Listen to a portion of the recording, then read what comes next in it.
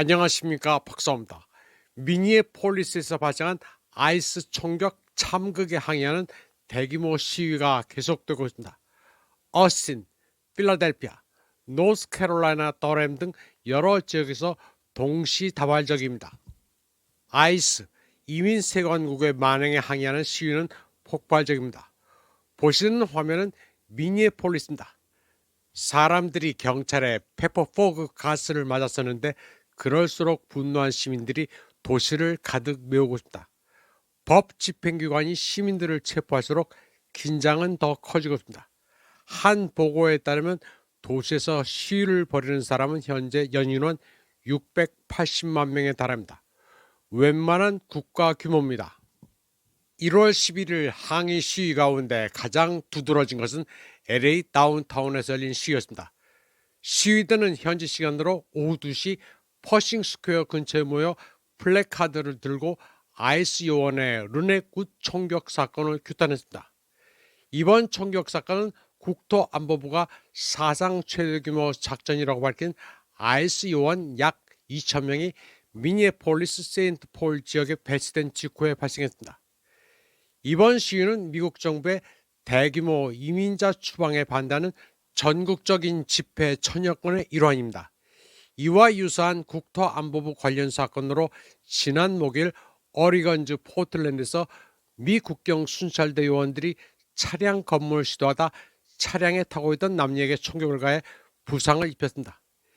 이 사건들은 미국 정부의 폭력적인 반이민 정책을 둘러싼 기존의 긴장을 더욱 고조시켰습니다. 인디비저블과 미국 시민자유연맹을 포함한 진보단체 연합은 전국적인 규모로 들고 일어났습니다. 그리고 아이스는 영원히 물러나라는 슬로건 아래 천여 건 이상의 항의 행사를 계획했습니다. 이란 매체 프레스TV도 LA에서 발생한 대규모 시위를 주요 뉴스로 보도했습니다. 다음 소식입니다. 아바스 아라그치 이란 외교부장은 이란 전역에서 경제 시위를 소요 사태로 확산시키려는 폭도들을 지원하는 미국과 이스라엘 정권의 그 결과에 대해 강력히 경고했습니다. 그는 X를 통해 폼페이오 전 CIA 국장을 인용해 이스라엘 정보기관 모사드가 폭동에 개입했다는 사실을 확인했다고 밝혔습니다. 그에 따르면 폼페이오는 텔아비브와 워싱턴의 개입을 근거로 이란 이슬람 공화국을 망상이라고 비난했습니다. 아라그치는 트럼프의 전 CIA 국장 폼페이오가 모사드와 무슨 짓을 꾸미고 있는지 공개적으로 부끄러움도 없이 떠벌렸다고 지적했습니다. 그는 이런 상황 속에서 오히려 미국과 이스라엘이 망상에 빠져 있다고 반박했습니다. 그러면서 방어범은 스스로 놓는 불에 타지 않는다고 믿는 게 바로 그 망상이라고 말했습니다. 하메네이처럼 아라그치도 미니애폴리스 참사를 비판했습니다. 최근 세 아이의 어머니이자 미국 시민이 아이스 요원에 의해 지근거리에서 사살당했다고 말했습니다. 아이스는 그녀를 국내 테러리스트로 규정했고 트럼프도 이를 정당 방위로 두둔했다고 말했습니다. 또 국토안보부는 연방요원의 손가락질을 하면 최고형으로 다스리겠다고 미국민들을 위협했다고 아라그치는 비판했습니다.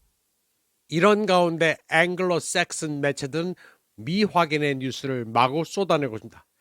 이란 당국이 시위대를 향해 기관총을 난사해 시신이 병원 영안실에 쌓이고 있다는 식입니다.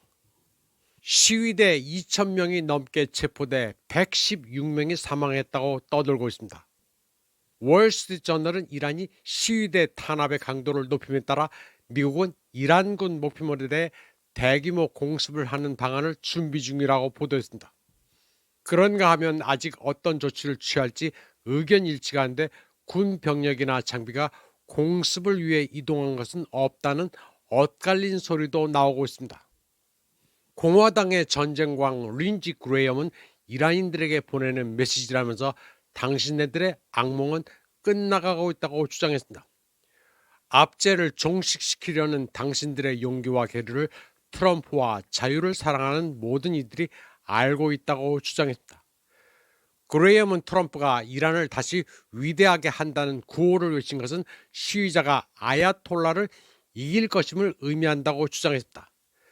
그리고 트럼프는 아야톨라가 부하들과 함께 있으면 이란은 결코 위대해지지 않을 것이라는 신호를 보낸 것이라고 주장했다. 그레이엄은 이란에서 희생하는 사람들을 신이 축복할 것이며 도움의 손길이 가는 중이라고 주장했습니다. 그레이엄이나 트럼프나 유상종입니다. 뉴욕 포스트도 트럼프의 비슷한 주장을 보도했습니다. 트럼프는 이란인들을 도울 것이라고 주장했다. 미국이 공격 계획을 마련하고 있다면서 여기서는 200명의 시위대가 사망한 것으로 우려된다고 주장했습니다.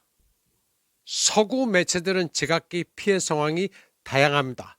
스카이 뉴스는 500명 사망이고 한국 매체들은 11,000명 체포해 사망자가 2,000명이 넘을 것이라고 떠들어댑니다. 호들갑 떠는 것을 보면 이란은 이미 붕괴됐습니다. 다음 소식입니다. 도널드 트럼프는 그린란드가 미국의 국가 방위에 필요하며 반드시 확보해야 한다고 고집했습니다. 영국도 트럼프의 가세에 덴마크가 미국의 그린란드를 바치지 않으면 러시아, 중국이 차지한다고 주장했습니다.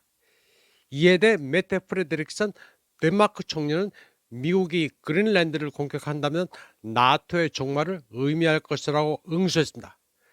그러나 한번 저항해 볼 뿐입니다. 원래 나토는 미국의 힘에 대한 견제 세력이 아니라 지원 세력이었습니다. 미국은 이미 노르드 스트림을 폭파했습니다.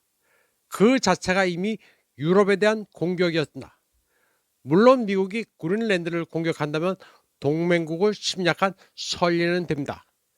그러나 미국은 별 신경 쓰지 않습니다. 그게 바로 미국 예외주의의 본질이기 때문입니다. 미국은 어떤 원칙도 자신들에게 적용될 수 없으며 자신들이 남들에게 설파하는 원칙들을 스스로도 존중해야 한다는 생각을 전혀 하지 않습니다. 덴마크 역시 별 할 말은 없습니다. 과거 코소보 사태에 있어서도 미국의 모험주의를 지지했습니다. 그러니 그 역시 업보입니다. 트럼프의 오만은 하늘을 찌릅니다.